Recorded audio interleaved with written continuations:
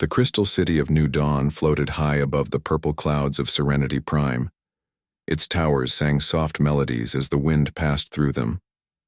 The Villani who lived there had never known war. They had never even seen violence.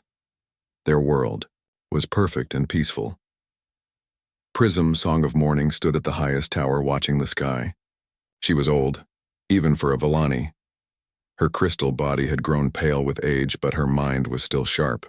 She could feel something wrong in the air. The songs of the city sounded different today. They were full of fear. The other Villani gathered around her. Their bodies caught the light and threw it back in beautiful colors. But today, the colors seemed dim. "Elder," said one of them. "The sensors show something coming from deep space. It is big, very big." Prism, Song of Morning touched the communication crystal. It showed her what the sensors had found. Ships, hundreds of them. They moved like insects across the stars. They were heading straight for Serenity Prime. "What are they?" asked another Villani. "I do not know," she said, "but they do not answer our calls. They just keep coming." The ships arrived 3 days later. They were ugly things, made of dark metal and strange flesh. They looked like giant bugs with too many legs. The Villani tried to talk to them, but the ships only answered with weapons. The first attack hit the floating city of Gentle Rain. The weapons tore through the crystal walls like they were made of paper. The Villani inside died without understanding why. They had no weapons to fight back. They had no armies. They had never needed them. More ships came from the darkness between stars. The Villani learned their name from the dying screams they sent out. Ravak. The Ravak swarm. They ate everything. Planets, cities, people. They turned it all into more ships, more weapons, more hunger. Prism, Song of Morning watched 17 worlds die in 17 days. Each time the same thing happened. The Ravak came, they ate, they left nothing behind. The peaceful people of those worlds sent messages asking for help. No one answered. No one came. Now it was Serenity Prime's turn. "We must send a message," she told the other elders. "Someone must hear us." "Who will come?" asked Crystal Heart of Peace. "The Ravak have eaten everyone who might help us." "Someone will come," Prism, Song of Morning said. She did not believe it, but she had to try. "Send the message to all the stars. Tell them we are dying. Tell them we need help." The message went out on every frequency the Villani knew. It was simple and short. "We are dying. Please help." They sent it again and again, hoping someone would hear. Far away in a different part of the galaxy, Admiral Park Hyun-woo was drinking coffee on the bridge of his ship. The UES Indomitable was the biggest ship in the human fleet. It was ugly, and gray and covered with weapons. It looked nothing like the beautiful crystal cities of the Villani. Park was a tall man with gray hair and tired eyes. He had been fighting wars for 30 years.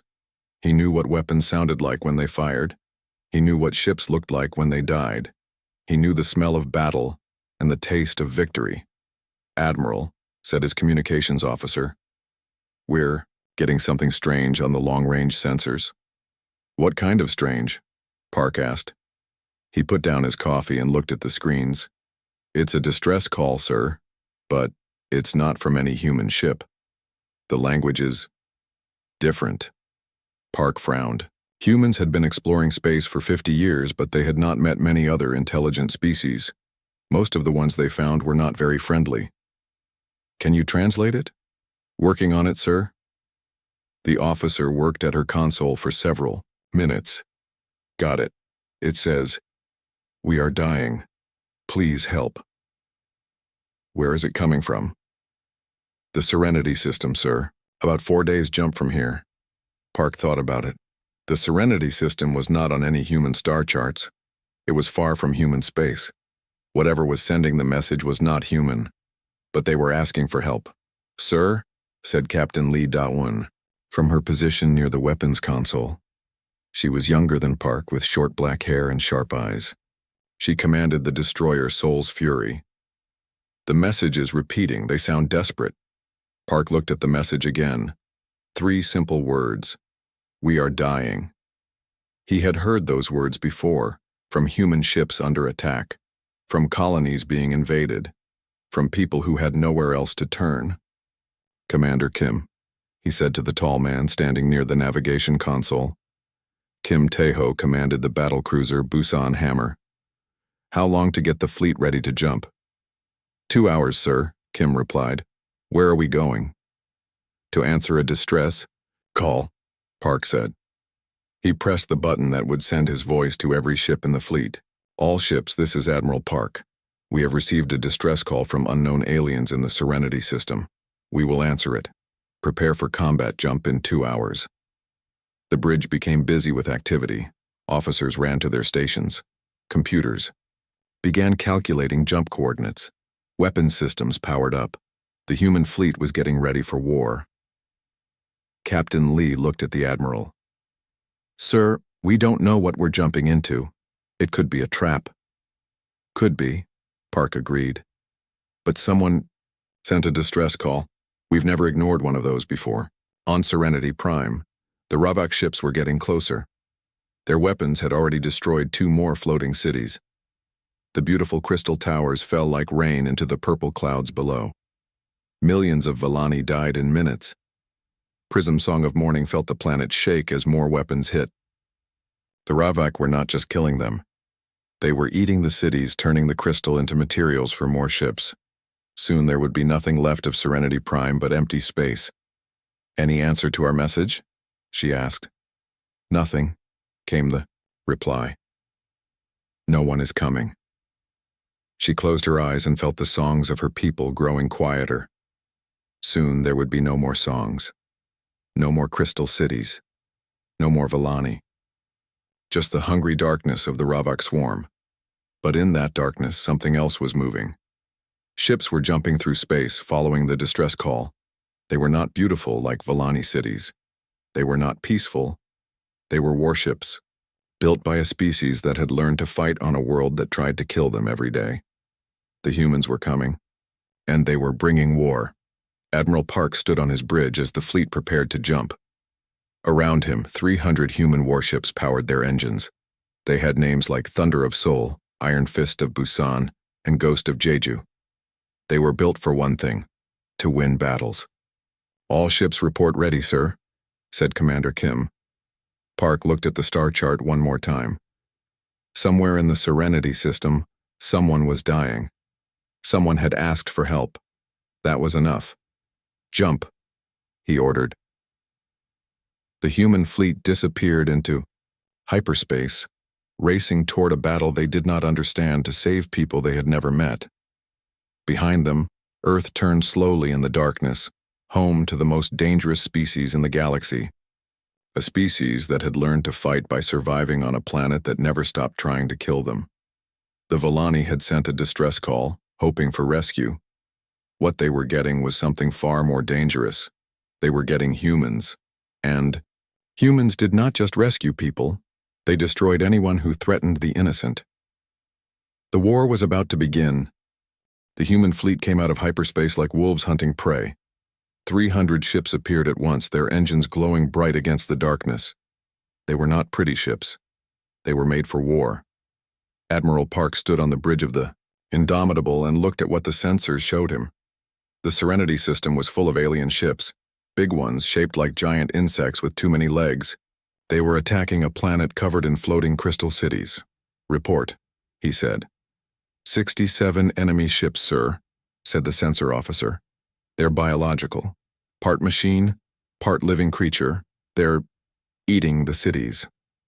Park watched the screens. The alien ships were using some kind of weapon that broke apart the crystal buildings. Then they sucked up the pieces and fed them into their own bodies. The enemy ships grew bigger as they ate. Sir, said Captain Lee from her position at the weapons console, I've never seen anything like this. They're turning the cities into more ship parts. Commander Kim stepped up beside the admiral. The enemy ships are called Ravak, according to the transmissions we're picking up. The people they're attacking call themselves Vellani. Park nodded. The names did not matter. What mattered was simple. Someone was asking for help and someone else was hurting them. That made it easy to choose sides.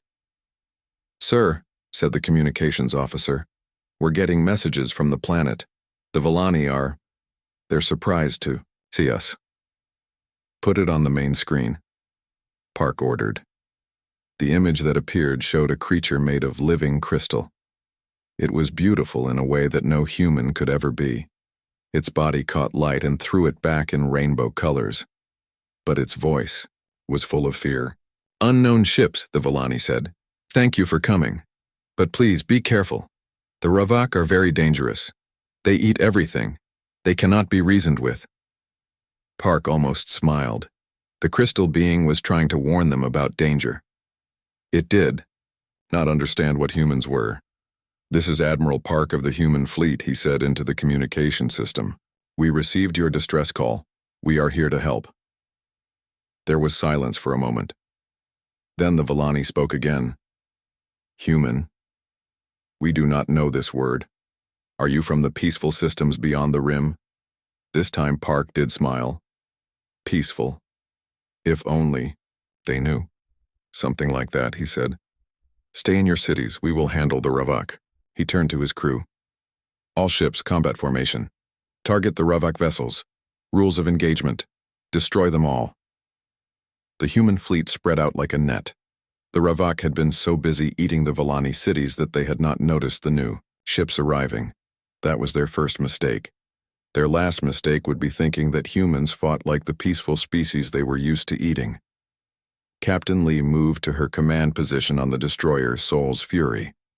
Her ship was smaller than the Admiral's battleship, but it was fast and deadly. She had named it after Earth's capital city, a place where 15 million humans lived in towers made of steel and glass. "Weapons ready, Captain," said her tactical officer. "Target the nearest Ravak ship," Lee ordered. Full missile spread. Gus, Soul's Fury fired first. 20 missiles streaked across space, each one carrying enough explosive power to destroy a city block. They hit the Ravak ship in the center, tearing through its living hull like paper. The Ravak ship screamed. It actually screamed, a sound that came through space itself. The creature ship writhed in pain as its internal organs spilled out into the vacuum. "Direct hit," reported the tactical officer. "Enemy ship is dead." Lee felt something cold inside her chest. The Ravak ships were alive. Killing them was not like destroying machines. It was like hunting animals. But these animals had been eating innocent people. "Target the next ship," she ordered. Commander Kim's battlecruiser Busan Hammer opened fire next. Its main guns were designed to crack planets. When they hit the second Ravak ship, the creature simply came apart. Pieces of living metal and flesh scattered in all directions. The Ravak finally realized they were under attack. They turned away from the Villani cities and faced the human fleet. Up close, they were even more horrible. Their ships had eyes, dozens of them, looking in all directions, and they had mouths full of metal teeth. The largest Ravak ship spoke. Its voice was like grinding metal and dying screams mixed together. "New food arrives," it said. "You will feed the swarm. Your ships will become our ships. Your bodies will become our bodies." Admiral Park listened to the threat and felt nothing. He had heard worse from human pirates. "All ships," he said calmly. "The enemy wants to eat us. I suggest we eat them first." The battle began in earnest. The Ravak ships were big and strong, but they were used to fighting enemies that did not fight back. The Villani had no weapons. The 17 species the Ravak had eaten before had all been peaceful. Humans were not peaceful. Humans came from Earth, a planet that had tried to kill them since the day they crawled out of the oceans. Every animal on Earth was either predator or prey. Humans had been both, and they had learned to be very good at it. Lieutenant Colonel Choi Min-ho watched the space battle from the hangar bay of his assault ship. He commanded the 7th Marine Assault Regiment, soldiers trained to fight in any environment. His men wore armor that could stop bullets and resist acid. They carried weapons that could cut through steel. "Colonel," said his communication officer, "Admiral Park wants to know if we can board one of those Ravak ships." Choi looked at the images of the enemy vessels. They were covered in spines and had acid dripping from their hulls. Perfect. Tell the Admiral we can board anything that holds still long enough, he replied. Major Yoon Soo-jin was already in her fighter, waiting for the launch order. She commanded a squadron of pilots who had learned to fly in Earth storms. They had dodged lightning and flown through hurricanes. Space combat was almost easy compared to that. Flight leader to all pilots, she said into her radio. Remember what we learned on Earth. These are just big bugs. Find their weak spots and hit them hard. Her fighters launched like angry wasps from the carrier ship. They were small and fast, darting between the huge Ravak vessels and firing at anything that looked important. Dr. Kang So-young watched everything from the science station on the Indomitable. She was the fleet's expert on alien life. As she studied the Ravak ships, she began to understand how they worked. Admiral, she said, these ships are not just alive. They're all connected. They share a group mind. If we can find the control ship, we can cut off their head, Park finished. Where is it?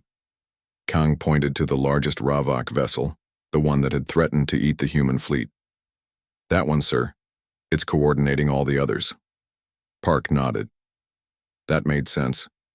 Kill the leader, and the followers would be confused. It was basic tactics, the kind humans had learned when they were still hunting animals with sharp sticks. All ships concentrate fire on the command vessel, he ordered. The human fleet focused their weapons on the largest Ravak ship. Missiles, plasma bolts, and kinetic rounds all hit it at once. The creature ship's hull cracked and split, spilling green fluid into space, but it did not die easily. The command ship fired back with weapons that shot living acid. The acid ate through the hull of the destroyer Daegu's Pride, killing 30 sailors in seconds. Captain Lee felt anger rise in her chest. The Ravak had just killed her people. That was a mistake. All weapons, target that thing's eyes, she ordered. I want it blind.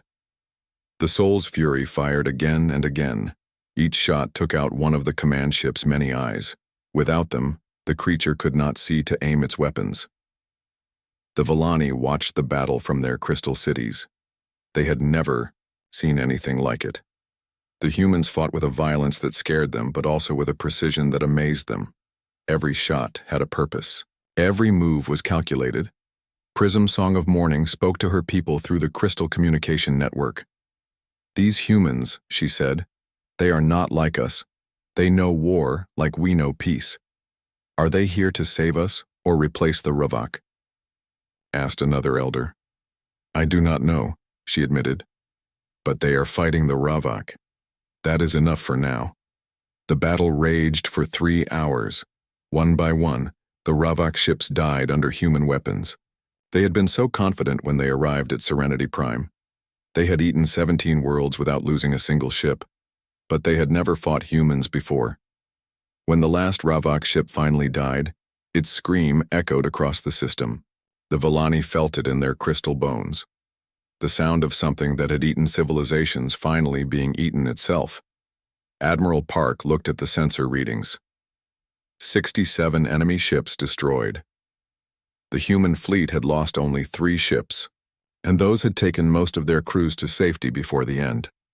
Sir, said the communications officer, we're getting another message from the Villani. The crystal being appeared on the screen again. This time, its colors were brighter, but there was something different in its voice. Fear, but not of the Ravak. Thank you, it said carefully, for saving us. But we must ask, what are you? Park thought about how to answer. How do you explain to a peaceful species that you come from a world where everything tries to kill everything else? How do you tell them that humans consider war to be just another problem to solve? We are from Earth, he said finally. We came because you asked for help. Will you leave now? The Villani asked hopefully. Park looked around his bridge. His officers were already analyzing the wreckage of the Ravak ships. The victory over the Ravak fleet should have been the end of the story. The bad aliens were dead, the good aliens were saved, and everyone could go home happy. But Admiral Park knew better than that. In his 30 years of war, he had learned that winning one battle usually just meant finding a bigger war. Dr. Kang So-young was studying the wreckage of the Ravak ships when she found something that changed everything. She was floating in a spacesuit near the remains of the command vessel, taking samples of the strange biometal that made up its hull. "Admiral," she said through her radio, "you need to see this." Park looked at the data she sent to his ship. The Ravak command vessel had a kind of brain, a biological computer made of living tissue. Most of it was dead now, but some parts were still working, and they were full of memories. "What am I looking at, Doctor?" he asked. "The genetic memory of the Ravak species, sir. Everything they ever experienced is stored in here, including why they started eating other civilizations." The story the memories told was not what anyone expected. The Ravak had not always been a swarm of planet-eating monsters. Once they had been peaceful too. They lived on a world called Hiveheart, where they built cities out of living coral and sang to make their technology work. Then something came from the deep galaxy, something that made the Ravak look like harmless insects.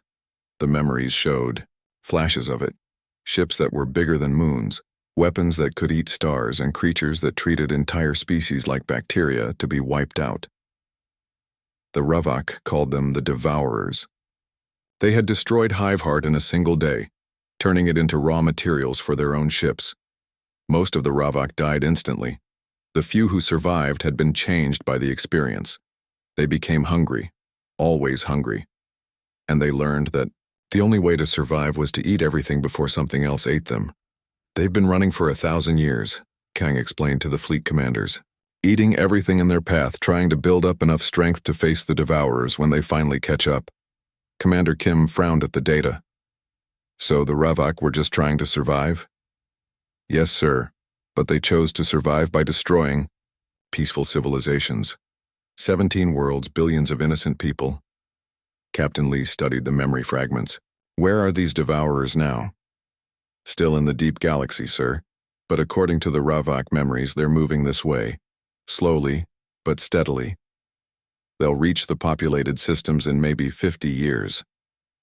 Admiral Park felt a cold weight settle in his stomach. The human fleet had just announced its presence to the galaxy by wiping out the Ravak swarm.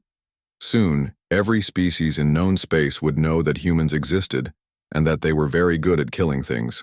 Some would call them heroes for saving the Villani. Others would call them the next threat to worry about. But none of that mattered if something was coming that could make the Ravak look like prey animals. "Can you tell me anything else about these Devourers?" he asked. Kang pulled up more memory fragments. "They don't just eat planets, sir. They eat space itself. Reality breaks down around their ships, and they're smart, much smarter than the Ravak. They plan their attacks across centuries." "Numbers?" "Unknown, sir. The Ravak memories show hundreds of their ships, but that was 1,000 years ago. They could have more now. Many more." Park looked out at the crystal cities of Serenity Prime, floating peacefully in their purple clouds. The Villani were already starting to rebuild, growing new crystal towers to replace the ones the Ravak had eaten. They thought they were safe now. They had no idea what was really coming. "Sir," said Captain Song Jae-won from his stealth frigate Ghost of Jeju, "we're getting long-range sensor readings from the outer system. Something big is moving out there." Park's blood went cold. "Devourers?" "No, sir. The energy signature is different, but it's definitely not natural." The thing that came out of hyperspace at the edge of the Serenity system was not a Devourer ship. It was something else entirely. Something that looked like a massive space station made of twisted metal and dark energy. It was 3 times the size of a human battleship, and it was broadcasting a message. "This is War Singer Thok of the Hegemony Death Fleet," the voice said. It sounded like grinding stone mixed with screaming metal. "We have come to investigate the destruction of our Ravak cattle. Whoever did this will pay." Admiral Park felt something cold settle in his chest. The Ravak had not been independent monsters. They had been controlled by something else, something that thought of them as cattle.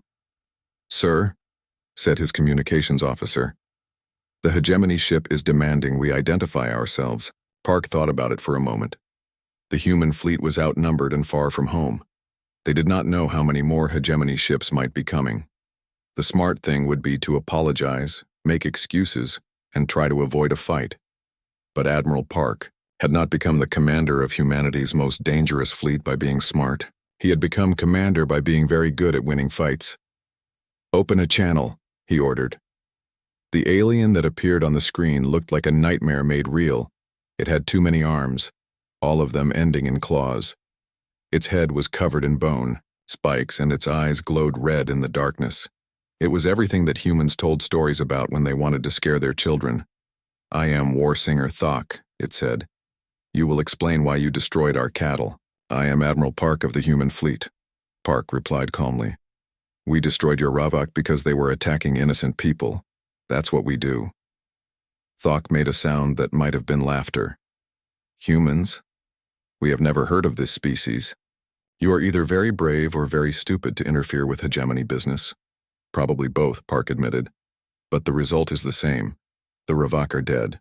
Then you will replace them," Thok said. "Your ships will serve the hegemony. Your people will become our workers. This is not negotiable." Park looked around his bridge. His officers were waiting for orders. They had followed him through dozens of battles. They trusted him to find a way to win, even when winning looked impossible. "Counteroffer," Park said. "You leave this system now, and we won't destroy your ship." Thok's red eyes widened in what looked like surprise. Then it started laughing, a sound like breaking glass mixed with screaming. "You think your primitive ships can threaten a hegemony war vessel? We have conquered 1,000 systems. We have enslaved 10,000 species. You are insects, maybe," Park said. "But we're insects from Earth. That makes us very dangerous insects." He cut the communication and turned to his crew. "All ships, battle stations. We're about to show the hegemony why nobody threatens humans." The hegemony ship was big and covered in weapons. It looked like it could take on the entire human fleet by itself, but it had the same weakness as the Ravak. It was used to fighting enemies that did not fight back. Captain Lee was the first to open fire. The Soul's Fury launched every missile it had at the enemy ship's weapon systems.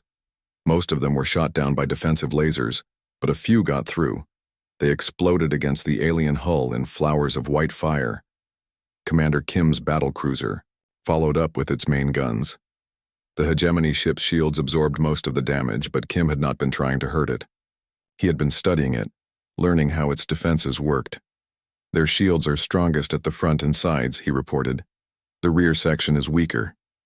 Captain Song heard this and smiled inside his helmet. The Ghost of Jeju was a stealth ship, designed to be invisible to enemy sensors. While the other human ships attacked from the front, he moved his frigate around behind the enemy vessel. Major Yoon's fighters swarmed around the hegemony ship like angry bees. They were too small for its big weapons to target, but their lasers could cut through the alien hull plating. Slowly they began carving away its armor. Lieutenant Colonel Choi watched from his assault ship and made a decision that would have terrified any sane person. "Prepare for boarding action," he told his Marines. The hegemony ship was firing back now, its weapons cutting through space like spears of red lightning. One beam caught the cruiser Inchin's hammer and cut it in half. Another destroyed the frigate. Gwangju's soared before its crew could evacuate. But for every hit the alien ship scored, the humans landed 10. They fought like what they were, predators from a world that had spent millions of years trying to kill them. Every human had ancestors who had survived ice ages, plagues, wars, and disasters that would have destroyed weaker species. War Singer. Thok was beginning to understand that it had made a mistake. These humans did not fight like any species it had conquered before. They did not panic when they took casualties. They did not surrender when things looked hopeless. They just kept attacking. "Impossible," it muttered as another human missile got through its defenses. They should be begging for mercy by now. Captain Song's stealth frigate reached the rear of the hegemony ship and began cutting through its hull with focused plasma beams. The alien ship's rear shields were indeed weaker, and Song exploited that weakness with surgical precision. "Hull breach confirmed," he reported. "Their engine room is exposed." Lieutenant Colonel Choi did not waste the opportunity. His assault ship flew straight at the hole Song had created, its Marines ready to board. The ship crashed through the alien hull like a bullet through paper. What happened next would become a legend among human Marines. The captured hegemony ship hung in space like a dead whale, its hull cracked and bleeding atmosphere. Inside, Lieutenant Colonel Choi's Marines were still clearing out the last pockets of resistance. The alien crew had not expected to be boarded. They had never faced an enemy crazy enough to ram a ship through their hull and start shooting. Admiral Park studied the intelligence data they had pulled from the enemy computers. The numbers were worse than he had feared. The hegemony controlled 300 star systems. They had enslaved 47 different species, and their main fleet was already moving toward human space. "How long do we have?" he asked Dr. Kang. She looked up from her analysis of the alien data files. 6 months, maybe less. The hegemony moves slowly, but they don't stop. They'll crush every system between here and Earth until they find our home world. Can we fight them? Kang was quiet for a long moment. Their technology is better than ours in some ways, worse in others, but they have numbers we can't match. 1,000 ships, maybe more. Captain Lee was monitoring the boarding operation from her destroyer. "Sir, Colonel Choi reports they found something interesting in the alien ship's holding cells. The prisoners they brought back were not what anyone expected. Instead of finding more Sarkani like Warsinger Thok, the Marines had discovered dozens of different alien species locked in cages. Some looked like giant insects. Others resembled plants or crystals or things that had no comparison on Earth. They were all slaves, taken from worlds the hegemony had conquered. Most had been there so long they had forgotten their real names. They called each other by numbers the Sarkani had branded on their bodies. One of them, a creature that looked like a walking tree with too many arms, spoke to Admiral Park through the translation system. "You killed Warsinger Thok," it said. Its voice sounded like wind through leaves. "No one has ever done that before." "We had a disagreement about slavery," Park replied. "We're against it." The tree creature made a sound that might have been laughter. "You are either very brave or very insane. The hegemony will send 100 ships to destroy you. Let them come. We've fought worse odds." But privately, Park knew they were in trouble. The human fleet was strong, but not strong enough to fight 1,000 enemy ships. They needed allies, they needed help. The solution came from an unexpected source. "Admiral," said the tree creature, whose name was something unpronounceable but translated roughly as deep root of memory. "There are others who hate the hegemony, species that were conquered long ago. Some still remember freedom. Can they fight? If they believe they can win, yes. But they have been slaves for generations. They need hope. They need to see the hegemony can be beaten." Park thought about it. Starting a galaxy-wide rebellion was not something they covered in military academy. But humans had always been good at inspiring revolutions. They had learned it the hard way, fighting their own wars for freedom. What would it take to convince them? Deep root of memory pointed one of his many arms toward the remains of the hegemony ship. "Show them this. Show them a Sarkani warship destroyed by an unknown species. Proof that the masters can bleed."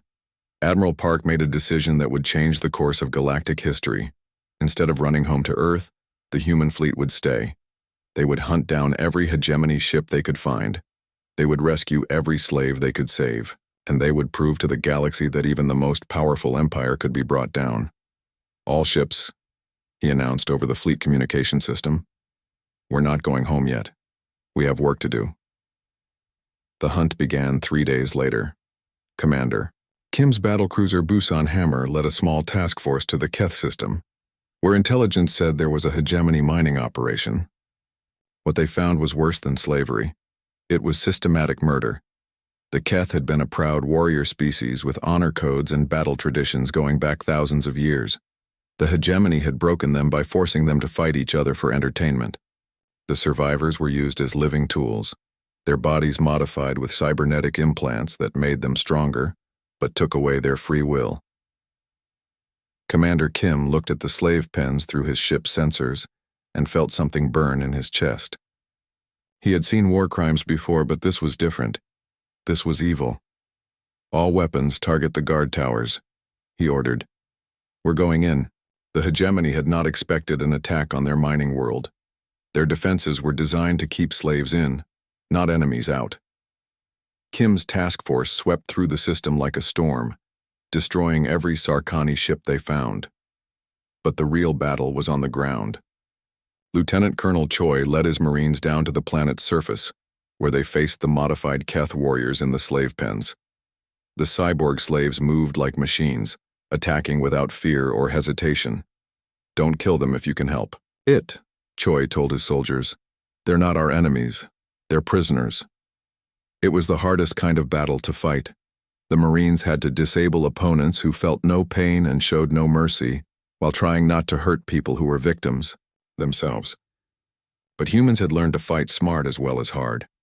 Major Yoon's fighters bombed the control centers that sent signals to the slave implants. Without those signals, the modified Keth began to remember who they really were. Some fell to their knees weeping as their minds cleared for the first time in years. Others roared with rage and turned their weapons on their Sarkani overseers. The rebellion spread across the mining world like wildfire. Species that had been enslaved for generations suddenly remembered what freedom felt like. They tore apart their prisons with their bare hands and hunted down every hegemony soldier they could find. Captain Song's stealth frigate provided intelligence support, mapping hegemony positions and identifying their command centers. The ghost of Jeju moved like a shadow between the enemy bases, striking without warning and vanishing before the Sarkani could respond. Dr. Kang worked with the freed slaves, learning about hegemony technology and psychology.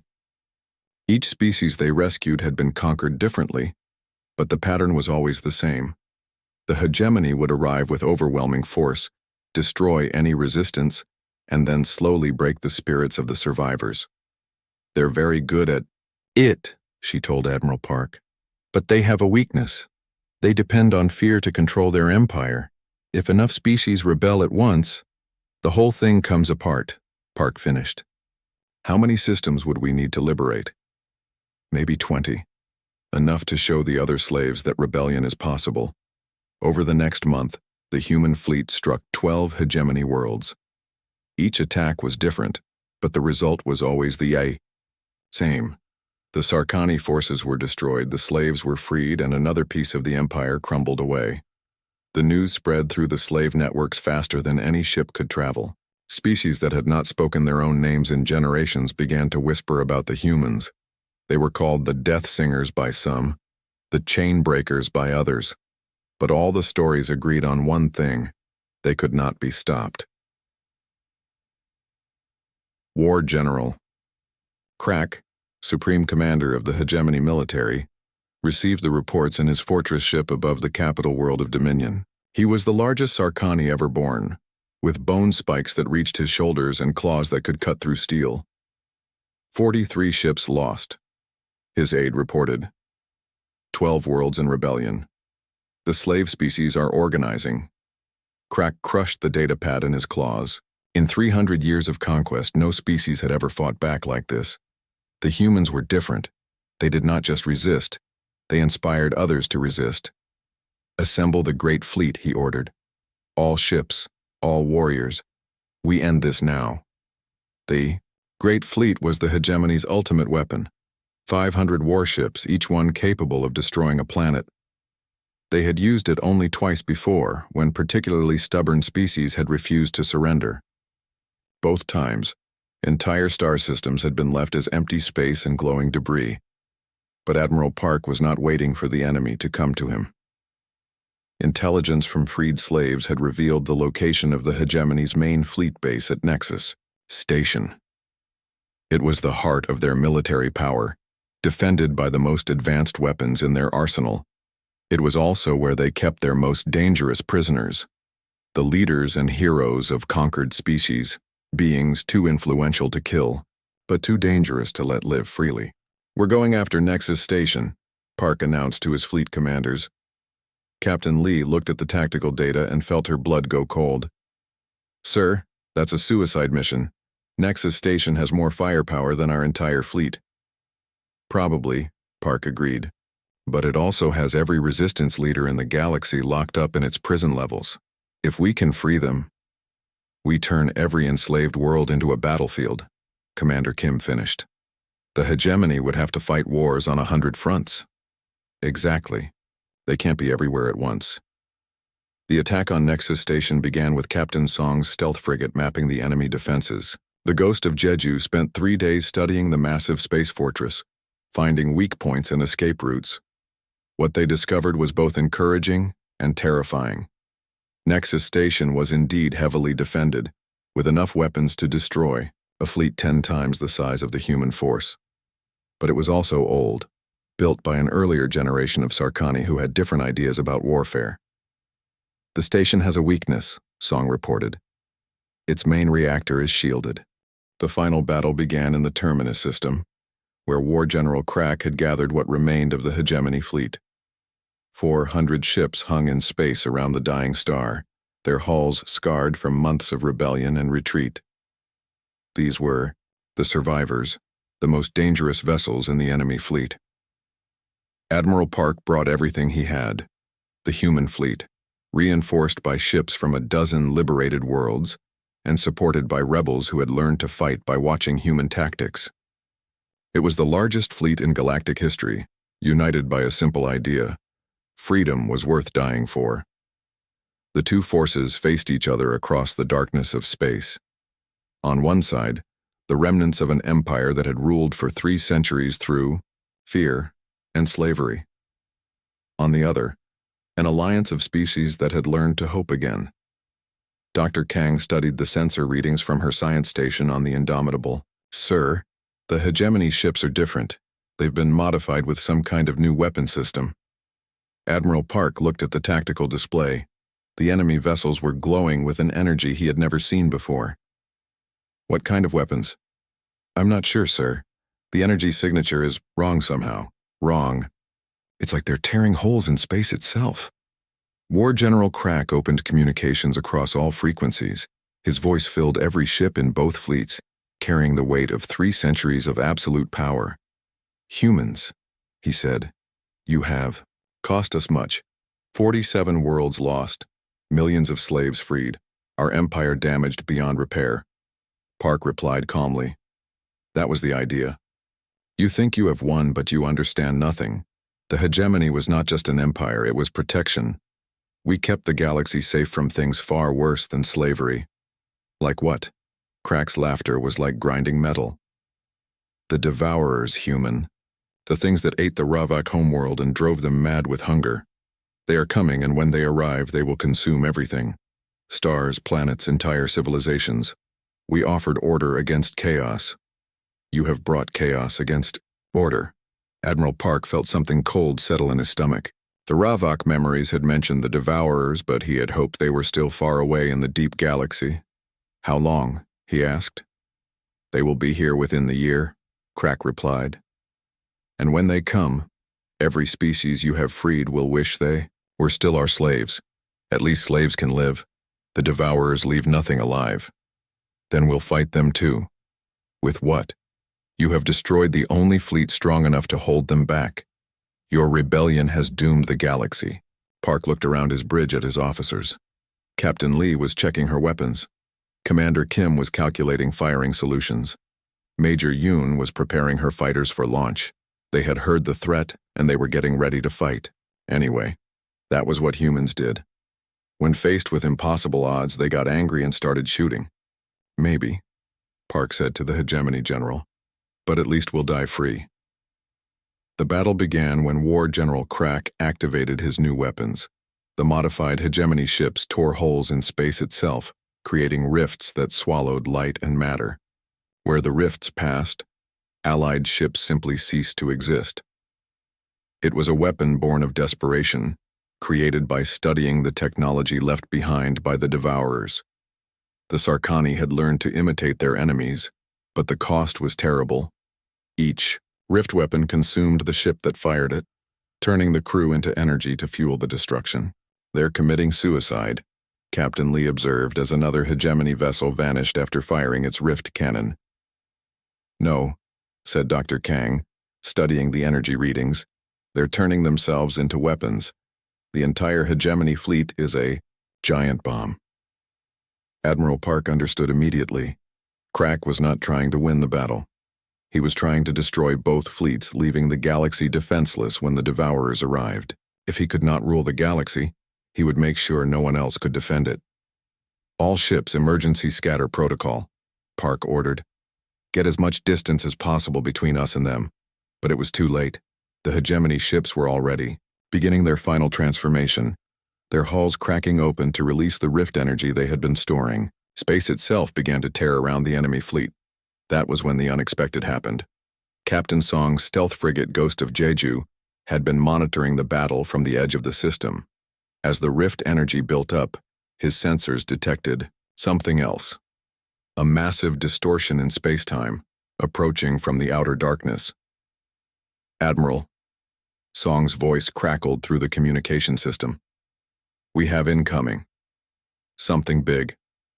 Really big. The ship that emerged from hyperspace was unlike anything anyone had ever seen. It was the size of a small moon, made of what looked like living darkness wrapped around cores of burning light. Where it passed, reality itself seemed to bend and twist. A devourer ship. One of the entities that had destroyed the Ravak homeworld and driven an entire species to madness. War General Crack's voice rose to a scream of triumph. You see, they have found us. Your rebellion has led them straight to the populated systems. The Devourer ship ignored both fleets entirely. Instead, it headed straight for the dying star at the center of the system. When it reached the star, something happened that defied every law of physics known to galactic science. The star went out, not exploded, not collapsed. It simply stopped being a star. The nuclear fire that had burned for billions of years was extinguished in seconds, leaving only a cold sphere of dead matter. Dr. Kang watched her instruments go crazy as fundamental forces stopped, working properly. It's not just eating matter, she whispered. It's eating energy itself. It's consuming the basic forces that hold atoms together. The Devourer ship began to glow brighter as it absorbed the star's energy. And then it noticed the fleets. The voice that came from the alien vessel was not heard through radios or speakers. It spoke directly into the minds of every thinking being in the system. The words were not words, but concepts that bypassed language entirely. Inferior constructs, it said.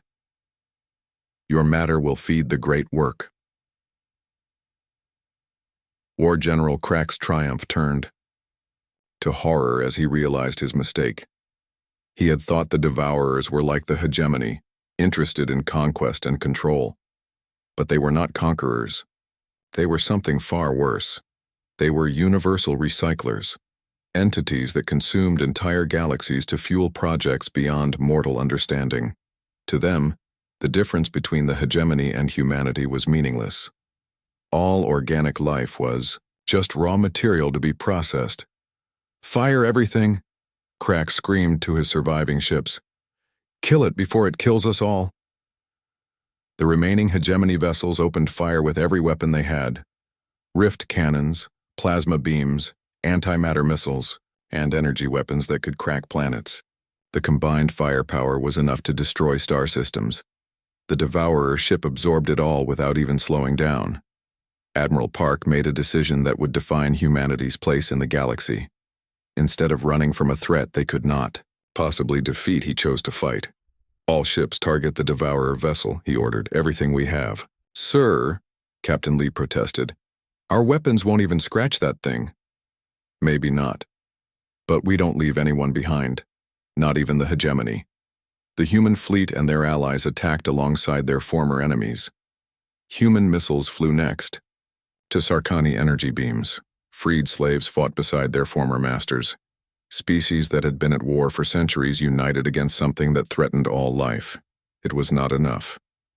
The Devourer ship swept through the combined fleets like a shark through minnows. Ships vanished without trace, consumed by weapons that operated on principles beyond understanding. Within minutes, half the Allied forces were gone. But in that desperate battle, Lieutenant Colonel Choi noticed something important. The Devourer ship had weak points, places where the living darkness was thinner, where the burning cores of light were exposed. It's not invulnerable, he reported to Admiral Park. If we could get inside. Marine assault on that thing? Park asked. Colonel, that's suicide. Maybe, sir. But it's better than standing here waiting to die. Major Yoon's fighters provided cover as Choi's assault ship rammed straight into one of the Devourer vessel's weak points. The impact should have killed everyone aboard, but human engineering and sheer stubborn refusal to die kept them alive long enough to board. What the Marines found inside the alien ship was worse than anyone could have imagined. The corridors were filled with a kind of intelligent darkness that tried to digest them as they walked. The walls were made of compressed matter from 1,000 different worlds, including some that looked disturbingly familiar. Sir, one of the Marines reported, I'm seeing fragments of human architecture in these walls, Earth buildings. Colonel Choi felt ice in his veins. The Devourers had been to Earth. They had already begun consuming humanity's homeworld, fighting through corridors that tried to eat them. The Marines made their way toward what their sensors said was the ship's central core. They faced creatures made of living mathematics, weapons that fired concepts instead of energy, and defenses that attacked their minds directly. But they kept going, because that was what humans did when everything looked hopeless. The core of the Devourer ship was a sphere of pure energy the size of a city block. It contained the compressed matter and energy of dozens of star systems, all being processed into something beyond human understanding. Demolition charges won't work on that, one Marine observed.